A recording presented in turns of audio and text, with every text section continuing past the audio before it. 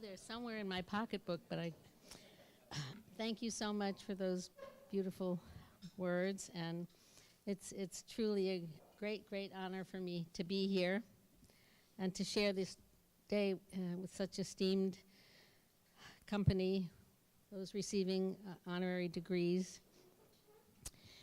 I bring to this day so many memories at JTS, among them the fire of 1966, at which my husband Yitz and I and our 5-year-old son Moshe sat in the old library for several days with so many others, inserting paper towels between each page of a precious book.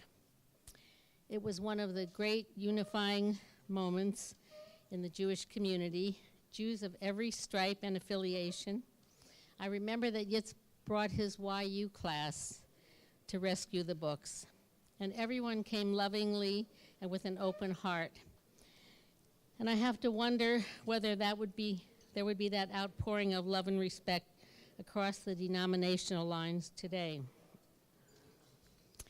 In addition to the library, I have so many other memories and associations and so many friends I saw here today with this great institution of learning. Meetings and lunches and lectures and exhibits and sitting in the library writing papers, the work of Ezrat Nashim, the current friends in our Rosh Chodesh group of 25 years, and so many other friendships, and with JTS faculty and students and administrations, not just friendships, but also the teachings of.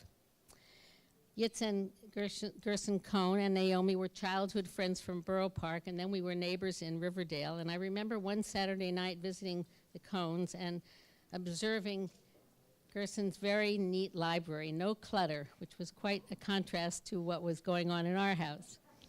A few months later, I commented about this to Naomi, and she laughed wholeheartedly and said, "What? He has the entire floor of this house downstairs as his study, and you should see the clutter down there."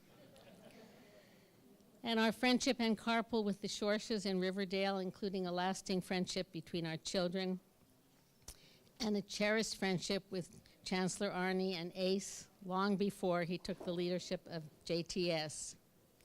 The Riverdale Seminary connection is very strong and has benefited our family in other ways, including the fact that Yitz became rabbi of the Riverdale Jewish Center that grew out of a shiur at the home of Dov Zlotniks. But I want to express my gratitude for two of the many other areas of impact beyond friendships and beyond my comfort level and feeling the love in this place. The first, as I mentioned at the panel discussion on the 30th anniversary of women's ordination that was held here a few weeks ago, is how the seminary's ordination of women changed the nature of the community and shaped my own thinking, powerfully shaped my own thinking about the matter. Elisa Doctorow pointed out at that panel that so many ordained women in the conservative movement now fill general communal leadership roles, not only pulpit roles. The seminary wasn't the first institution to ordain women, and certainly HUC revolutionized all of our thinking about women rabbis, beginning with Sally Prizand in 1972. But the seminary was closer to home for me because of its serious halachic wrestling with the matter, and the arguments pro and con became much my own.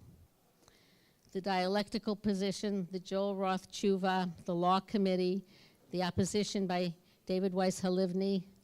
This was where the door opened for me in the face of a mostly closed door in my own community, including the great Rabbi Soloveitchik, who appreciated and initiated women's learning, but became ill before he could wrestle with the issue of women's spiritual leadership.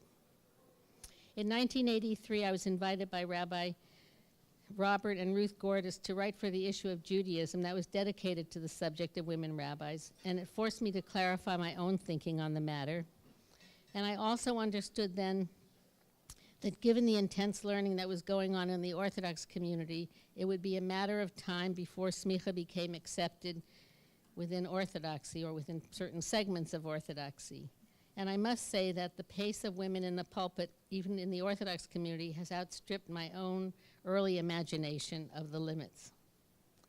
The second major impact was on the Aguna issue, the story.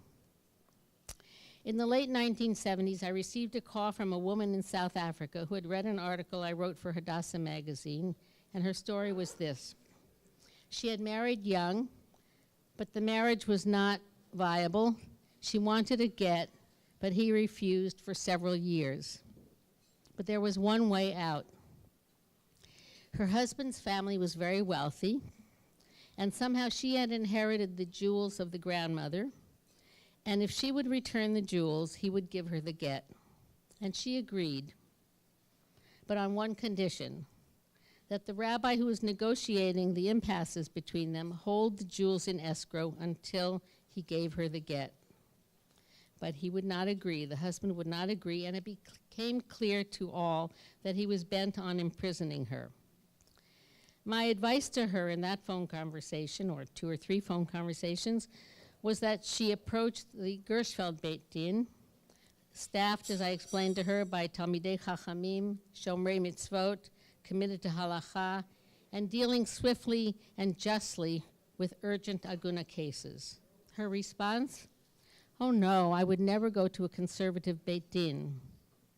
A few months later, I heard that she was in the Boston area, trying to hide her past life.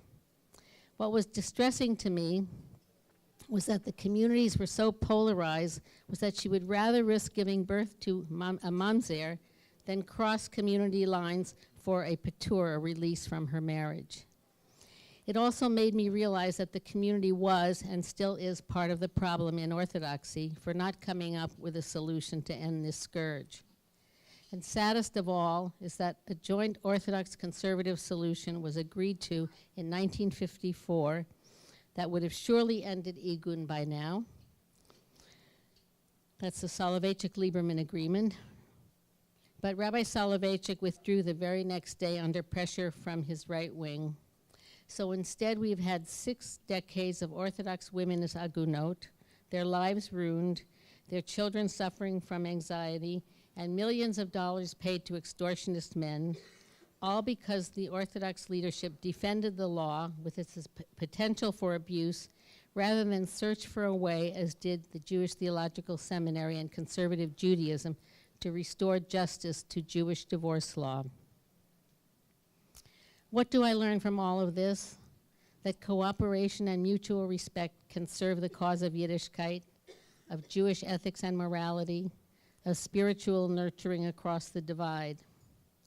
At the 50th anniversary celebration of ordination that was held here 3 weeks ago, Rabbi Eugene Wernick admonished his colleagues, of also 50 years in the rabbinate, to have the courage of their convictions of conservative Judaism.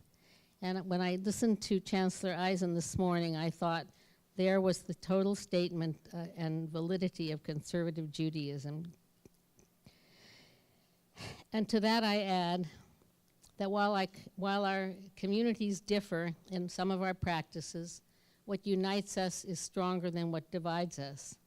And we should all hope for the day when we can see ourselves, all of the denominations, and from Haredi to renewal, as along a continuum rather than as oppositional entities.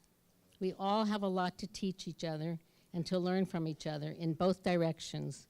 And for all that I have learned from you all these years, I am eternally grateful. Thank you.